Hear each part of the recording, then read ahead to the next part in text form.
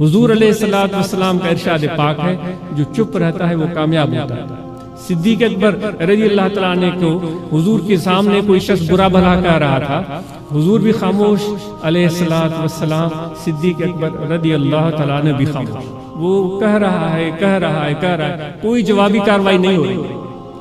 بالآخر حضرت ابو بکر صدیق رضی اللہ تعالیٰ عنہ کے صبر کا پیمانہ لبریز ہو گیا۔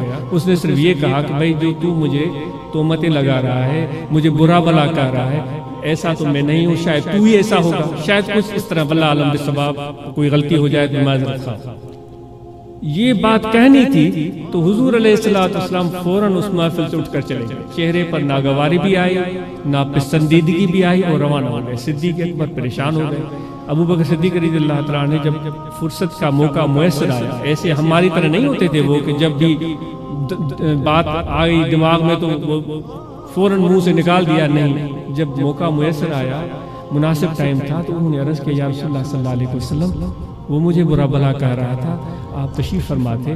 میں نے تو اس کو برا بھلا نہیں کہا، میں نے صرف یہ کہا میں ایسا نہیں ہوں، شاید ایسا کہا ہو کہ تم ایسے ہو، تو آپ کو یہ بات پسند نہیں آئی، مجھے بہت اس چیز کا افسوس ہے۔ آپ صلی اللہ علیہ وآلہ وسلم نے فرمایا صدیق، جب وہ شخص آپ کو برا بھلا کہہ رہا تھا تو اللہ نے عرش سے فرشتہ بھیجا تھا، وہ تمہاری طرف سے اس کو جواب دے رہا تھا، وہ جواب دیے جا رہا تھا، لیکن جیسے ہی آپ نے زبان ہلائی تو فرشتہ چلا گیا۔